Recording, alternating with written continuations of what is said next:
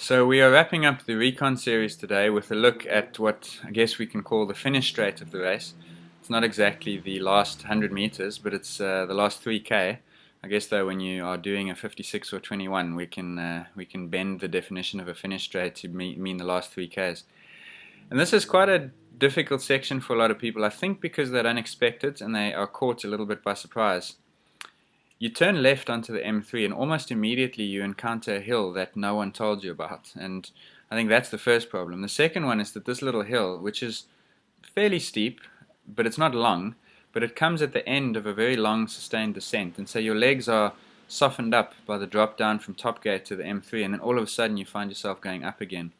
And that can be challenging, but just hang in there because it only lasts a few minutes, and then you get to sort of the top of that first hill, and it's fairly gradual all the way to the finish line after that. There's a couple of inclines and declines, but nothing too frightening.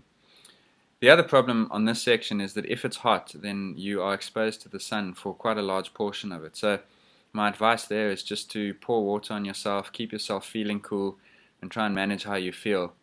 There's really not too much physiologically that you can do to stay cool other than to control your perception. And the same is true of pacing. You've just done 54, 55 Ks of a 56K race, or 20 of a 21, and there's no need for over-elaboration at this stage. It's a matter of taking one step after the next, getting your head down and pushing as hard as you can, hopefully to a new PB or to meet the goal that you set for yourself. Then obviously the other key thing is that you're going to finish at the university and you're going to have thousands of people welcoming you home, cheering for you and applauding your efforts. And so just enjoy the moment. And regardless of whether you've succeeded in breaking 6 or 5 or 2 hours, whatever your goal was, just give yourself a pat on the back. If you haven't succeeded, chalk it down to experience and come back next year. If you have, chalk it down as success and come back next year. But either way, just congratulate yourself and enjoy that moment, because all the hours of training come down to that feeling of crossing that finish line and knowing that you've done it. So that's what you train for, so make the most of it.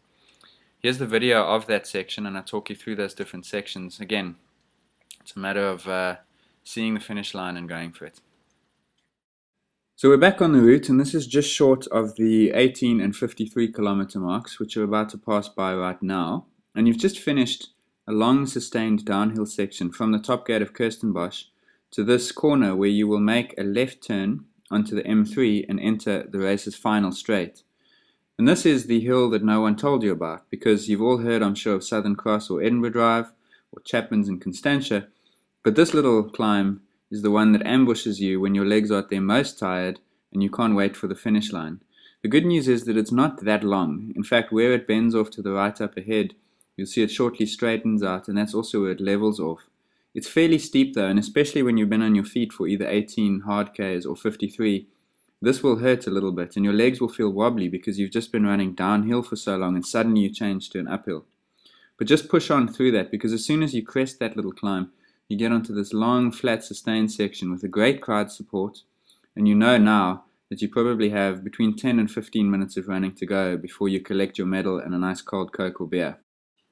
And at this stage of the race, there's really not too much that I can say to you in terms of pacing, in terms of managing your effort, other than to say that you are so close to home that you can just let everything go and go as hard as you can.